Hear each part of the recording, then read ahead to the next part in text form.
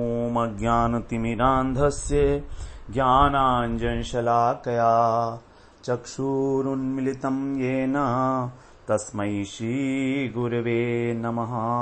वन्देऽहं श्रीगुरो श्रीयुत्पदकमलं श्रीगुरून् वैष्णवांश्च। श्रीरूपं साग्रजातं सहगण रघुनाथान्वितं तं सजीवं साद्वैतं सावधूतं परिजनसहितं कृष्ण चैतन्यदेवं श्रीराधा कृष्णपादान् सहगण ललिता श्रीविशाखान्वितांश्च तमादिदेवं करुणानिधानं तमालवर्णं सुहितावतारम् अपार संसार समुद्र सेतुं भजामहे भागवत स्वरूपम्। हे देव हे दैत्य हे भुवनैक बंधो हे कृष्ण हे चपल हे करुणैक सिंधो हे नाथ हे रमण हे नयनाभिराम हा हा कदानुभवितासि पदं दृशोर्मे। श्री कृष्ण चैतन्य प्रभो नित्यानंद श्री अद्वैत गदाधर शिवसदी गौरभक्त वृंद। हरे कृष्ण कृष्ण कृष्ण हरे हरे, हरे राम राम राम हरे हरे। हरे कृष्णा। सर्वप्रथम मैं अपने गुरुपाद पद्म ओम विष्णुपाद अष्टोत्तर शत श्री श्रीमद् भक्तिवेदांत माधव गोस्वामी महाराज के चरण कमलों में अनंत कोटि दंडवत प्रणाम ज्ञापन करता हूं। हम लोग श्रीमद् भागवत पुराण में अष्टम स्कंध अर्थात मनवंतर लीला का श्रवण कर रहे हैं। मनवंतर का अर्थ है मनवंतर लीला का कि जो ब्रह्मा जी के एक दिन में 14 मनु होते हैं, वो मनु अपने राज्य में किस प्रकार सद्धर्म को स्थापित करते हैं। सो सद्धर्म को पालन करना ही मनवंतर लीला है। तो यहाँ पर जो हमारा इसमें 4 प्रकरण है इस स्कंध में, पहला प्रकरण था भगवत स्मरण प्रकरण। भगवान का स्मरण ही सबसे बड़ा धर्म है। तो इसको गजेंद्र मोक्ष के माध्यम से दिखाया गया कि किस प्रकार भगवान ने श्री हरि जो हैं उन्होंने गजेंद्र का उद्धार किया जब उन्होंने अपने अंतिम समय में भगवान का स्मरण किया। फिर उसके बाद जो 27वां प्रकरण था दान धर्म प्रकरण, उसमें समुद्र मंथन की लीला है। अनेक प्रकार की वस्तुएं समुद्र से प्राप्त हुई। विष निकला सबसे पहले, उसके बाद फिर बाद में अमृत निकला और अमृत का दान दिया गया भगवान के द्वारा देवताओं को। यद्यपि देवताओं और दैत्यों ने मिलकर ही परिश्रम किया था, लेकिन जो फल मिला उसका वो भगवान के द्वारा देवताओं को ही दिया गया, क्योंकि उन्होंने भगवान का आश्रय ले रखा था। तो हम भगवान का आश्रय लें तभी हमको वस्तु जो है सफलता हमारी तभी होती है किसी भी प्रयास में। यदि हम भगवान का आश्रय लिए बिना ही कोई कार्य करते हैं, कोई उद्योग करते हैं, तो उसमें हमें सफलता मिलेगी या नहीं मिलेगी कोई निश्चित नहीं कह सकते। इस प्रकार से तो इसके अंदर हमारे 10 अध्याय थे समुद्र मंथन उपाख्यान में। इसी के अंदर बाद के 2 अध्याय जो थे उसमें आगामी मनवंतर की विषय में बड़ा संक्षेप में बताया गया और मनुपुत्र इंद्र इत्यादि का कौन नियमन करता है उसके विषय में। अब आज हम 28वें प्रकरण में प्रवेश कर रहे हैं। यह प्रतिज्ञा पूर्ति प्रकरण उसी समुद्र मंथन की कथा से ही आगे ही सीक्वेंस में चल रहा है। तो यहां पर प्रतिज्ञा पूरा करना यह भी एक प्रकार का सद्धर्म है कि किस प्रकार राजा बलि ने अपनी प्रतिज्ञा को पूर्ण किया, अपने गुरु को भी असंतुष्ट करके भगवान को जो उन्होंने वचन दिया था 3 पग भूमि दान करने का उसको। तो इस प्रकार प्रतिज्ञा को पूरा करना यहां पर जो है ये 9 अध्याय में है। इसका चरित्र जो है इसमें वामन भगवान का आविर्भाव होगा। तो यहां पर अब इस अध्याय में 15वें अध्याय में एक अष्टम स्कंध के 15वें अध्याय का आरंभ हो रहा है कि किस प्रकार पहले राजा बलि ने स्वर्ग के ऊपर विजय प्राप्त की। तो परीक्षित महाराज के प्रश्न से आरंभ हो रहा है। राजोवाच बले पदत्रयम् भूमे कस्माद्धरिर्याचत भूत्वेश्वर कृपण वल्लभ लब्धार्थोऽपि बबन्धतम् भूत्वा ईश्वर कृपणवत लब्धार्थोपि। कह रहे हैं कि ईश्वर जो जगदीश्वर हैं, परीक्षित महाराज कह रहे हैं कि जो भगवान सबके स्वामी हैं, ईश्वर हैं, वे ईश्वर होकर भी, भूत्वा माने ईश्वर होकर भी, कृपणवत, कृपण माने दरिद्र के समान, और श्री हरि ने बले माने बलि से पदत्रयम भूमि, 3 पद भूमि कस्मात अयाचत, क्यों मांगी, क्या कारण था, भगवान को भूमि मांगने की क्या आवश्यकता पड़ गई। लब्ध अर्थ और मनोरथ प्राप्त होने पर, अर्थात अपनी इच्छा पूरी होने पर भी उन्होंने तम बबंध, उसको बंधन में क्यों डाला। ये बताए हैं पहले कि भगवान ने जो है, जब मनवंतर की कथा चल रही थी यहां पर 13वें अध्याय में, तो बताया था कि वामन भगवान ने जो है उसको बंधन में बांध लिया था, इस प्रकार से। तो वही बात जो है परीक्षित महाराज यहां पर अब पूछ रहे हैं, जिसका वर्णन पहले कराए हैं 13वें अध्याय के और 6ठे श्लोक में, जब उन्होंने कहा था कि भगवान ने वामन रूप में अवतार लिया था, तो उसमें बताया। और फिर 13वें अध्याय के ही 13वें और 14वें श्लोक में उन्होंने बताया था परीक्षित महाराज को कि भगवान विष्णु ने ही वामन अवतार ग्रहण किया था और 3 पग पृथ्वी मांगी थी। तो परीक्षित महाराज ने मनवंतर की कथा तो सुन ली 13वें और 14वें अध्याय की, लेकिन उनके मन में यह प्रश्न उठा कि भगवान ने जगदीश्वर होकर भी उनसे 3 पग भूमि क्यों मांगी, और जब वो भूमि मिल गई तो भी उन्होंने क्यों बांधा। इस प्रकार से दूसरे श्लोक में परीक्षित महाराज पूछ रहे हैं, एतद् वेदितुमिच्छामो महत् कौतूहलं हि नः यज्ञेश्वरस्य पूर्णस्य बंधनं चाप्यनागसः।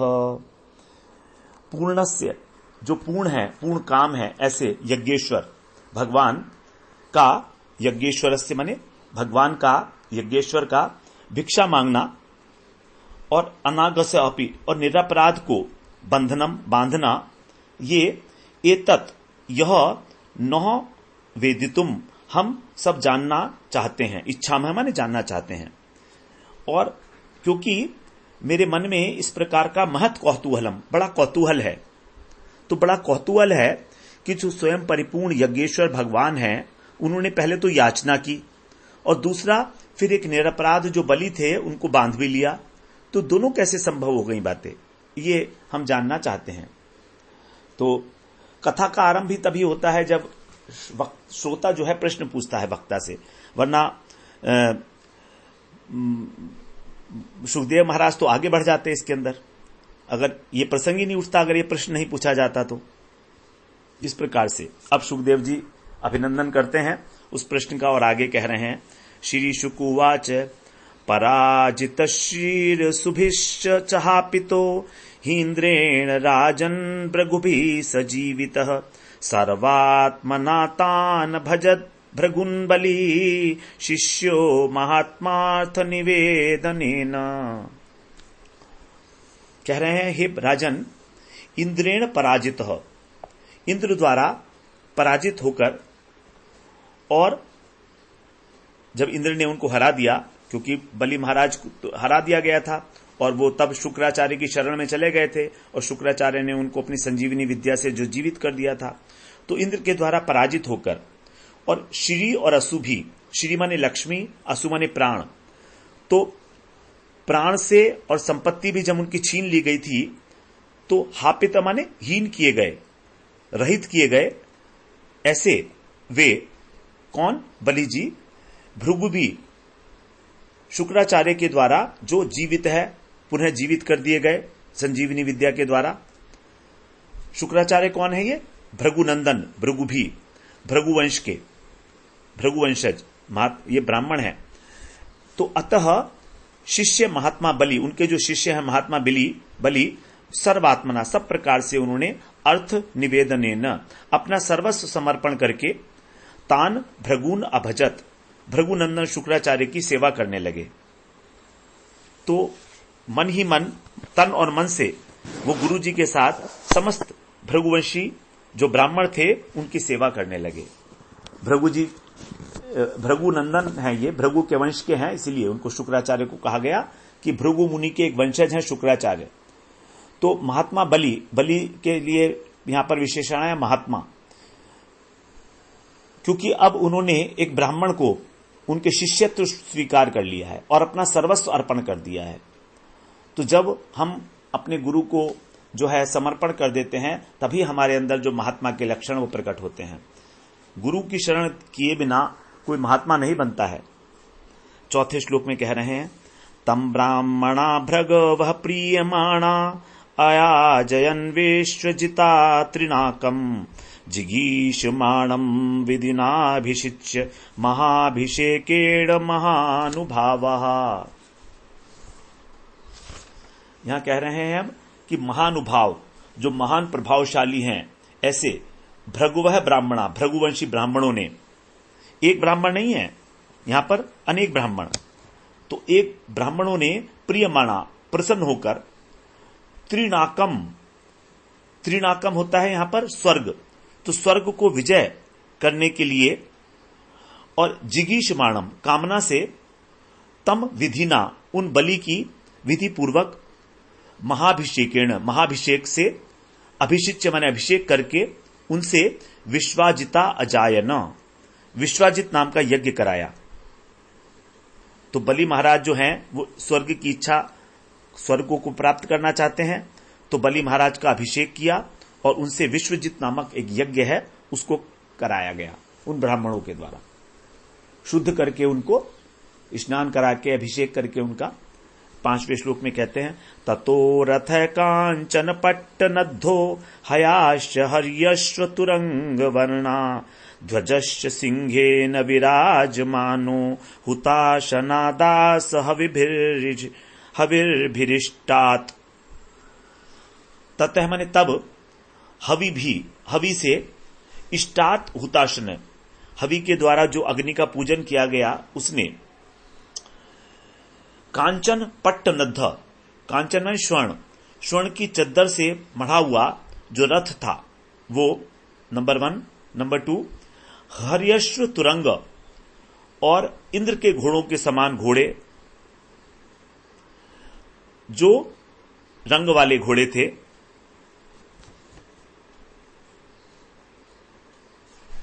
हरे रंग के घोड़े बता रहे हैं यहां पर, और सिंह के चिन्ह से युक्त जो ध्वजा थी वो प्रदान की। तो उस यज्ञ कुंड से जब हवन किया गया तो पहले तो सोने की चद्दर से मड़ा हुआ एक सुंदर रथ निकला, उसके बाद इंद्र के घोड़े जैसे रंग के घोड़े निकले,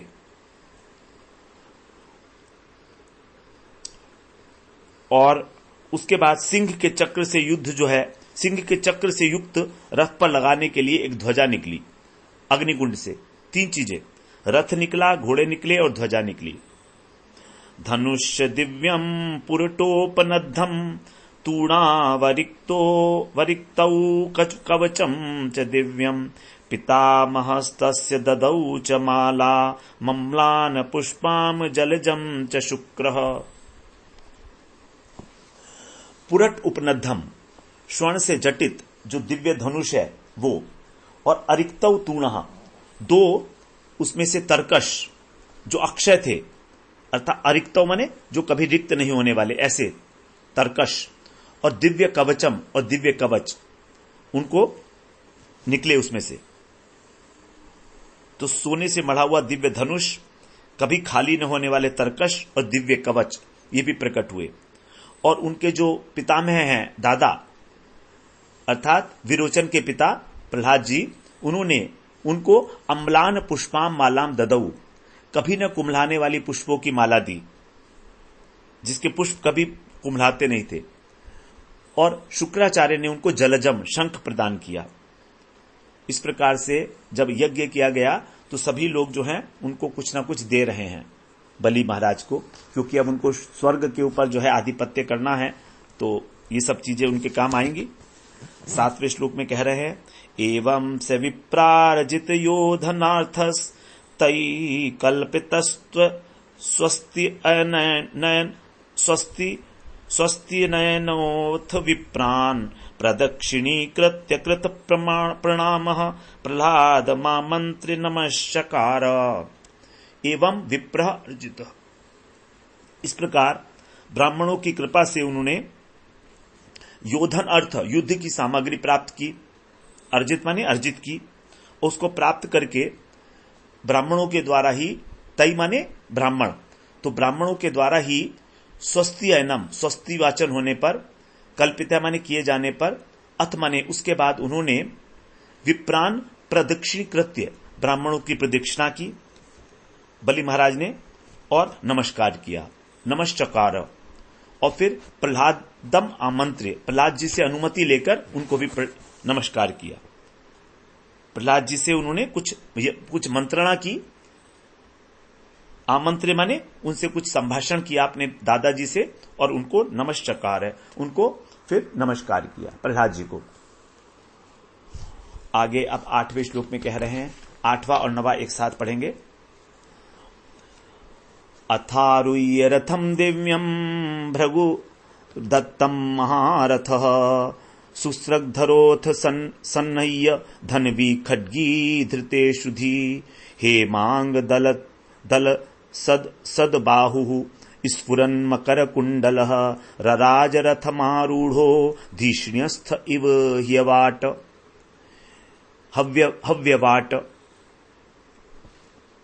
8वें श्लोक में कह रहे हैं, उसके बाद, अथ माने उसके बाद, भृगु दत्तम, जो भृगुवंशी ब्राह्मण है उनके द्वारा प्रदत्त दिव्य रथम, उस दिव्य रथ पर महारथी बलि जो है आरूह्य माने चढ़कर, और सुस्रग धरह, उत्तम माला को धारण करके, जो प्रह्लाद जी के द्वारा दी गई थी, अथ सन्नह्य, कवच धारण किया, उसके बाद धन्वी, धनुष, खड्ग, तलवार, और धृत इशुभी, तरकश, ये सबको धारण किया उन्होंने, बड़ी शोभा हुई उनकी।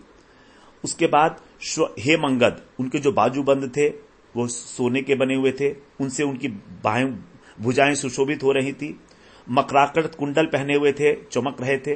रथम आरूढ़, इस प्रकार रथ पे बैठकर वो धीष्ण्यस्थ, जैसे अग्निकुंड में प्रज्वलित अग्नि के समान, हव्यवाट इव, अग्नि के समान, रराज माने शोभित हो रहे थे। जैसे अग्निकुंड में अग्नि प्रज्वलित हो रही हो, उसी प्रकार से उनकी शोभा हो रही थी बलि महाराज की। 10वां और 11वां अब एक साथ पढ़ेंगे। तुल्यश्वर्य बल श्रीभि स्वयूथैर दैत्ययूथ पै पिदभिरई खम दृग्भिर्दहद्भि परिधीनिव व्रतो विकर्षन् महतीम आसुरीम ध्वजनीम विभु ययाविंद्रपुरीम सवृद्धाम कंपयन निवरोदसी। इस प्रकार जो है समर्थ बलि, विभु माने समर्थ बलि, घिरे हुए किससे, महती आसुरीम ध्वजिनीम, विशाल आसुरी सेना को साथ में लेकर, रोदसी, पृथ्वी को कंपायमान करते हुए, स्ववृद्धाम इंद्रपुरीम यया, समृद्ध इंद्रपुरी की ओर प्रस्थान किया उन्होंने। और कैसे थे वो, ये हमने 11वां श्लोक श्रवण किया पहले। वो कैसे थे 10वें श्लोक में बता रहे हैं। खम एव पिबद भी, जैसे मानो आकाश को पी जाएंगे ऐसे, और द्रग भी परिधीन है, और नेत्रों से अपनी दिशाओं को मानो दहत भी, भस्म कर देंगे, इस प्रकार के बलि महाराज। आत्मतुल्य, अपने समान, जो ऐश्वर्य बल धन वाले सेना नायक थे, उन दल के साथ घिरे हुए, तो ऐसा जो अपने समान ही सेना नायकों का दल था उनको घिरे हुए था, और इस प्रकार उन्होंने जो है इंद्रपुरी की ओर प्रस्थान किया। 12वें श्लोक में कह रहे हैं, 12वें, अब जो है यहां पर ये शोभा आ रही है, अब इंद्रपुरी की शोभा है सारी। 12, 13, 14, 15, 16, 17, 18, 19, 20, 21, 22वें श्लोक तक, 21वें श्लोक तक लगभग शोभा का वर्णन है। इंद्रपुरी की जो शोभा है तो 12वें श्लोक से 21वें श्लोक तक है। अब इसमें हम लोग एक एक शब्द का अर्थ नहीं समझेंगे, क्योंकि ये सारा का सारा शोभा का वर्णन है, तो इसको एक बार समझ ले, पढ़ लेंगे बस। रम्यामुपवनोद्यानैः श्रीमद्भिर्नन्दनादिभिः कूजद विहंग मिथुनैर्गायन् मत्त ध्रुव मधुव्रतैः। तो जो देवताओं की राजधानी है उसके विषय में बता रहे हैं कैसी है वो। अत्यंत शोभाशाली है। श्रीमद भी और नंदन कानन है, वहां पर पुष्प वाटिकाएं हैं, उद्यान है, रमणीय उद्यान है। यहाँ पर पक्षियों के जोड़े जो हैं कूज रहे हैं और मतवाले भ्रमर गुंजायमान हो रहे हैं, कर रहे हैं, गुनगुना रहे हैं। गायन माने गुंजार कर रहे हैं।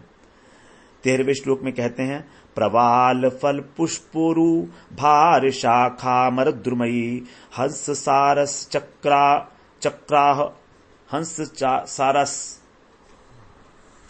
सारस चक्राहव कारंडव कुलाकुलः नलिन्यो यत्र क्रीडन्ति प्रमदासुर सेवितः। यहाँ पर लाल लाल जो है नए नए पत्ते हैं और फल और पुष्पों से कल्प वृक्ष की जो लताएं हैं वो भरी हुई हैं। सरोवर के अंदर हंस सारस चकवे और बत्तख इत्यादि चकोर ये सब इनके समूह से बड़ा हलचल हो रहा है, आकुल है। और नलिनी सरोवर में जहां तहां जो है सुर सेविता देवताओं से सत्कृता जो देवताओं की देवांगनाएं हैं, देवताओं के द्वारा सम्मानित, वे जल क्रीड़ा करती रहती हैं। प्रमदा क्रीडंती आकाश गंगया दिव्या वृत्तां परिखभूतया प्राकारेण अग्निवर्णेन सट्टालेनोन्नतेन च। और परिख भूतया खाई की भांति जो है आकाश गंगा, इसने चारों ओर से उस अमरावती को घेर रखा है। यह आकाश गंगा कैसी है? अत्यंत ज्योतिर्मयी। और अट्टालिकाओं के साथ जो है वहां पर ऊंची ऊंची सोने की परकोटे बने हुए हैं और स्थान पर बड़ी बड़ी अटारियां बनी हुई हैं।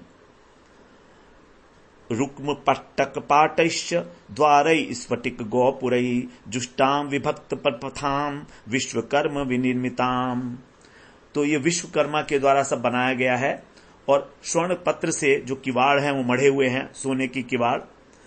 स्फटिक मणि के गोपुर हैं। गोपुर होता है नगर के बाहर जो मुख्य द्वार होता है, फाटक, मेन गेट, उसको बोलते हैं गोपुर। उसमें अलग अलग बड़े बड़े राजमार्ग हैं और स्वयं विश्वकर्मा ने इसका निर्माण किया है अमरावती का। ये अमरावती कहते हैं जो इंद्र की नगरी है, इंद्र की पुरी, उसको 16वें श्लोक में कह रहे हैं सभा चत्वरथ्याड्याम विमानैर्न्य बुधैर्युताम शंगाटकैर मणिमयैर वज्र विद्रुम वेदिभी।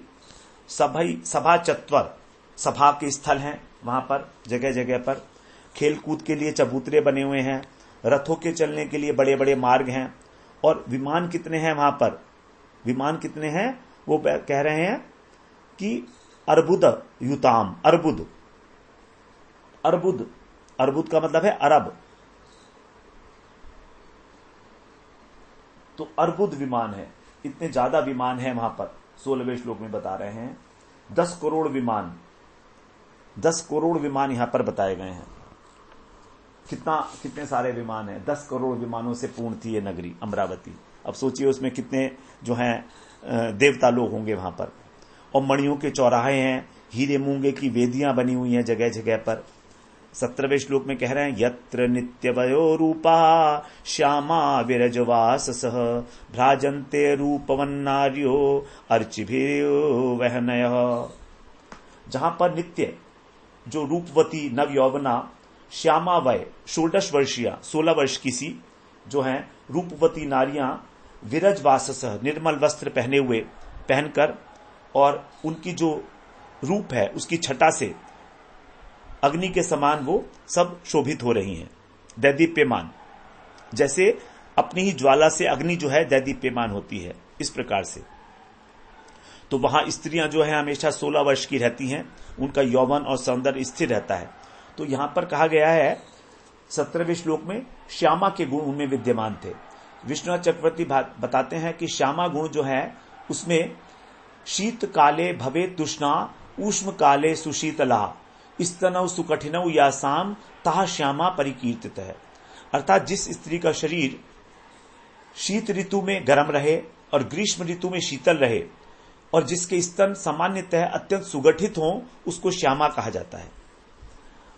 विश्वनाथ चक्रवर्ती ठाकुर ने इस प्रकार का टिप्पणी की है।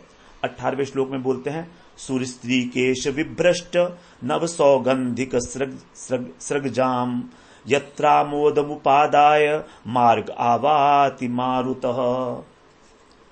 जो सूर्य स्त्री हैं अर्थात देवांगनाएं हैं, उनके जो जूड़े हैं उनसे जो गिरे हुए, विभ्रष्ट माने गिरे हुए, जो नए नए सुगंधित पुष्प हैं उनकी सुगंध को लेकर वहां पर जो मार्ग हैं उनमें मंद मंद हवा चलती रहती है। मारुत मार्ग, पवन जो है मार्गों में आवाती माने बहती रहती है, तो उनके जो पुष्प हैं उसकी गंध को लेकर वायु वहां पर प्रवाहित होती रहती है।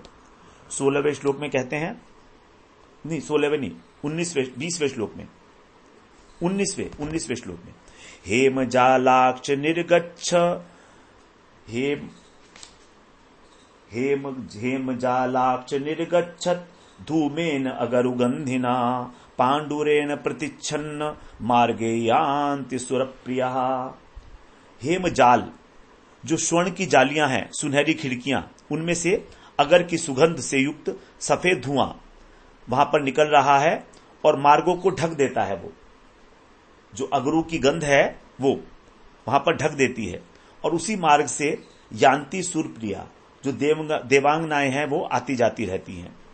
अब 20वें श्लोक में कह रहे हैं, मुक्ता वितानैर मणिहेम केतुभिर नाना पताकावलभिरावृताम शिखंडी पारावत भृंगनादिताम वैमानिक स्त्री कलगीत मंगलाम। वहां पर स्थान स्थान पर मोतियों की झालर लगी हुई हैं और चंदोवे तने हुए हैं, सोने की पताकाएं फहरा रही हैं, छज्जों पर झंडी लहरा रही हैं, मोर कबूतर भौरें कलगान करते हैं। देवांगनाओं के संगीत से सदा वहां पर मंगलमय वातावरण ही रहता है। आगे 21वें श्लोक में, मृदंग शंखानक दुंदुभिस्वनई सताल वीणा मुरुजृष्टि वेणुभि नृत्यई सवाद्यैरुपदेव गीतकैर मनोरमां स्वप्रभयाजित प्रभाम। मृदंग शंख नगाड़े ढोल वीणा वंशी मजीरे बजते रहते हैं, गंधर्व गाते रहते हैं, अप्सराएं नाचती रहती हैं। इससे जो अमरावती है, जो इंद्र की पुरी अत्यंत मनोरम जान पड़ती है, मानो अपनी छटा से उसने छटा की देवी को भी जीत लिया हो। इस प्रकार से अब वहां पर किस किस का प्रवेश वर्जित है वो बता रहे हैं 22वें श्लोक में। याम न व्रजन्त्यधिर्मिष्ठा खला भूत द्रुहशठा मानिनः कामिनो लुब्धा एभिर्हि ना व्रजन्ति यत्। वहां पर जो है अधर्मी लोग, खल माने दुष्ट, भूत द्रोह माने प्राणी से द्रोह करने वाले, शठ जो ठग हैं, और मानिन है जो अभिमानी है, जो कामी है और जो लोभी हैं, वो नहीं जा सकते। ये भी हीना, जो इन दोषों से रहित हैं वही वहां पर जा सकते हैं। यत व्रजंती ताम देवधानीम सवरूथनी पतिर बही समन्तादरुरुधे प्रतन्यया आचार्य दत्तम जलजम महास्वनम ददमौ प्रयुंजन भयमिंद्र योषिताम। कह रहे हैं सवरूथनी पति, जो वहां पर सेनापति बलि हैं, उन्होंने उस देवधानी अर्थात देवताओं की राजधानी को बही समन्तात बाहर चारों तरफ से प्रतन्यया सेना के द्वारा घेर लिया। रुरुदे माने उसको घेर लिया। और उसके बाद जो इंद्र की पत्नियां थी, उसकी जो स्त्रियां थी इंद्र की, वहां पर जो देवांगनाएं थी, वे उनको भयभीत करते हुए आचार्य दत्तम, शुक्राचार्य ने उनको जो शंख दिया था वो महास्वनम, उस बहुत शब्द करने वाला जलजम दधमऊ शंख बजाया, शंख की ध्वनि फैलाई। ये आह्वान था कि तुम अब युद्ध के लिए तैयार हो जाओ। 24वें श्लोक में बोलते हैं, मघमांस तम अभिप्रेत्य बले परमम उद्यमम सर्वदेव गणोपेतो गुरुमेत उवाच। अब इंद्र ने देखा कि अरे परम उद्यमम, ये बलि जो है महाउद्योग कर रहे हैं, ऐसा अभिप्रेत्य मैंने जानकर जो भगवान इंद्र हैं उन्होंने देवताओं के साथ बृहस्पति के पास गए, अपने गुरु के पास, और ऐसा बोले। अब बृहस्पति से इंद्र कह रहे हैं 25वें श्लोक में, भगवन्नुद्यमो भूयान बलेन पूर्व वैरिणः अविषयमिमं मन्ये केनासित् तेजसोर्जितः। कह रहे हैं, हे भगवान, न पूर्व वैरिण है, हमारे जो पहले का शत्रु है बलि, इसने बड़ा भारी उद्योग किया है, और इमम अविषयम, इसे मैं असहनीय मानता हूं। मन्य माने मानता हूं। केन तेजसा ऊर्जितः, किसके तेज से इसकी इतनी वृद्धि हो गई है। हम लोग लगता है कि इसका सामना नहीं कर पाएंगे, इसमें इतनी शक्ति आ गई है। 26वें श्लोक में बोलता है, नैनम कश्चित कुतो वापि प्रतिव्यूढ़मधीश्वरः पिबन्निव मुखे नेदम लिहन्निव दिशो दशः दहन्निव दिशो दृग्भिः संवर्ताग्निरिवोत्थितः। ऐसा लगता है कि मुखेन इदम, अपने मुख के द्वारा ये संसार को पी जाएगा और 10 दिशाओं को चाट रहा है।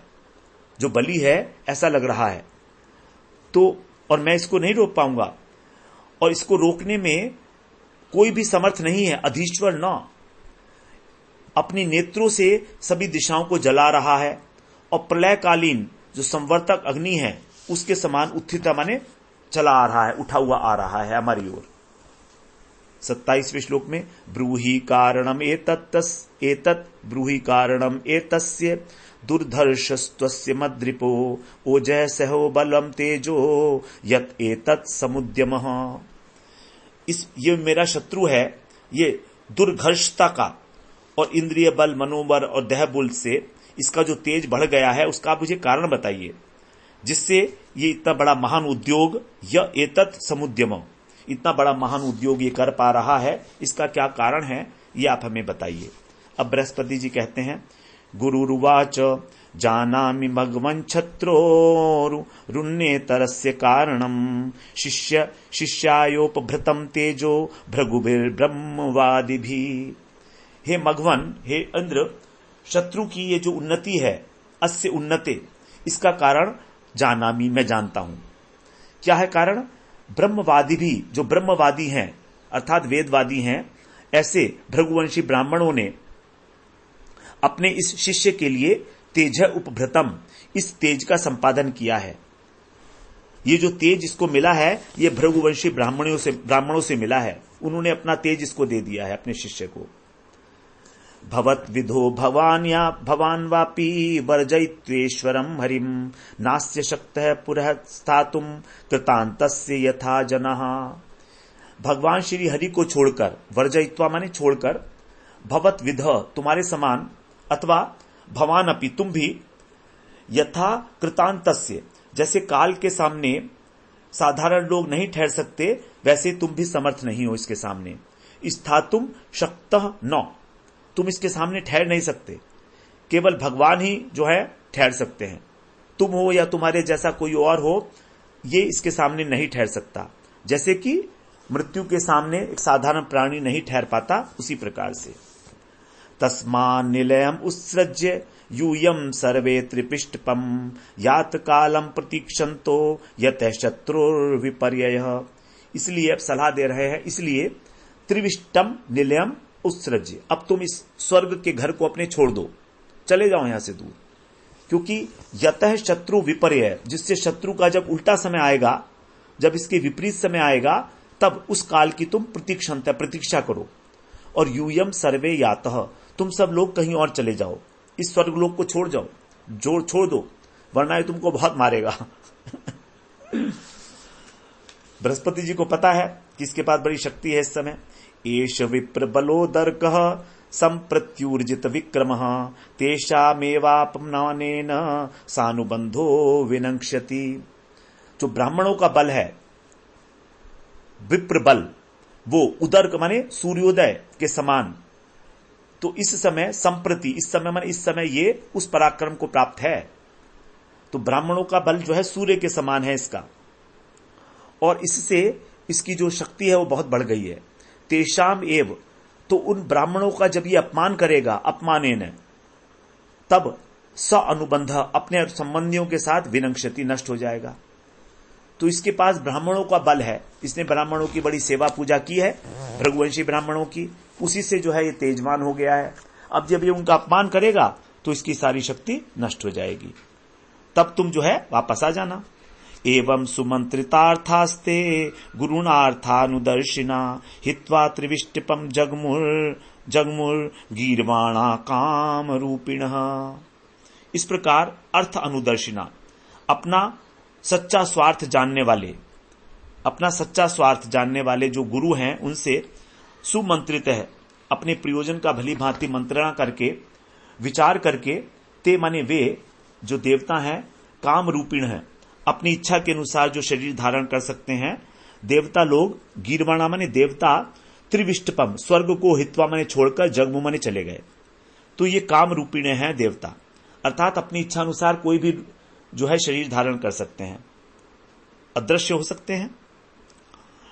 33वें श्लोक में देवेषु अथ नीलिनेषु बलिर्वैरोचन है पुरीम देवधानीम अधिष्ठाय वशम निन्ये जगत्त्रयम्। बलि को और क्या चाहिए था? अथ देवेषु नीलिनेषु, इस प्रकार देवताओं के छिपने पर जो वैरोचन है अर्थात बलि, उन्होंने देवधानी जो देवताओं की राजधानी है अमरावती, उस पर अधिष्ठाय अपना अधिकार करके जगत त्रयम वशम निन्ये, त्रिलोकी को अपने वश में कर लिया। सारी त्रिलोकी अब इनके वश में हो गई। 34वें श्लोक में कह रहे हैं तम विश्व जैनम शिष्यम भृगव शिष्यवत्सला शतेन हयमेधानाम अनुवृत्त मया जयन।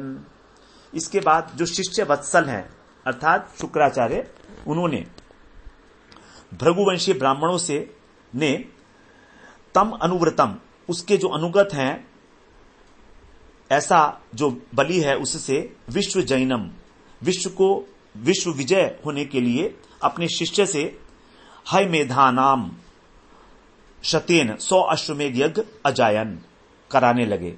अपने शिष्य से 100 अश्वमेध यज्ञ कराने लगे, क्योंकि शुक्राचार्य को पता है कि हो सकता है ये जो इंद्र की पदवी इसके पास है अभी, ये तो हमेशा नहीं रहेगी, लेकिन यदि 100 अश्वमेध यज्ञ कर लेगा तो ये पक्का हो जाएगा फिर, क्योंकि इंद्र बनने के लिए 100 अश्वमेध करना जरूरी है, नियम है। तो इस प्रकार उससे 100 अश्वमेध यज्ञ कराने लगे वो। अब 35वें श्लोक में कहते हैं तदस्तदनुभावेन भुवनत्रय विश्रुताम कीर्तिम दिक्षु वितन्वान सरेज उडुराडिव। इस प्रकार तब उन यज्ञों के प्रभाव से, अनुभावेन माने प्रभाव से, भुवनत्रय विश्रुताम, इस त्रिलोकी में जो विख्यात अपनी कीर्ति को सभी दिशाओं में वितनवान फैलाते हुए जो बलि थे वे उडुराज इव, चंद्रमा के समान सरेज शोभित होने लगे। जैसे नक्षत्रों का चंद्रमा राजा होता है, चंद्रमा उसके समान। तो यज्ञ के प्रभाव से जो बलि महाराज की कीर्ति है वो सब दिशाओं में फैल गई, 10 दिशाओं में, और वो चंद्रमा के समान सुशोभित होने लगे। 36वें श्लोक में कहते हैं बुभुज श्रियम स्ववृद्धाम द्विज देवोपलंबिताम कृतकृत्यमिवात्मानम मन्यमानो महामनः। जो ब्राह्मण देवता हैं उनकी कृपा से द्विज देवोपलंबिताम, उपलंबिताम माने उनके द्वारा जो प्राप्त कराई गई थी, द्विज देव माने ब्राह्मण देवताओं के द्वारा, और स्वविद्धाम और स्वयं जो बढ़ाई हुई थी, श्रियम बुभुजे, वो लक्ष्मी को भोगने लगे। और वो कैसे थे? कृतकृत्यम इव, कृतकृत्य के समान, बड़ी उदारता के साथ, और मन्य माने अपने को मानते हुए, महामना माने उदार चित्त बलि। तो बलि जो है अपने को कृतकृत्य मानने लगे और उस लक्ष्मी का बड़ी उदारता के साथ वो भोग करने लगे। उदार चित्त है बलि, कंजूसी नहीं है उनके मन के अंदर, कहीं भी कृपणता नहीं है। ये बात हम आगे जो है श्रवण करेंगे कि किस प्रकार से उन्होंने भगवान को 3 पग पृथ्वी दी है। तो इस प्रकार अपने को वो कृतकृत्य मानने लगे। तो 100 अश्वमेध यज्ञ करने के लिए उनसे संकल्प करा लिया गया है और वो अब कर रहे हैं। इस प्रकार से हम लोग ये आज 15वां अध्याय पूरा किए। अगले अध्याय में कश्यप जी जो हैं अदिति को पयोव्रत करने का उपदेश देंगे, उसका हम लोग श्रवण करते हैं 16वें अध्याय में। वांछा कल्पतरुभ्यश्च कृपा सिंधुभ्य एव च पतितानां पावनेभ्यो वैष्णवेभ्यो नमो नमः।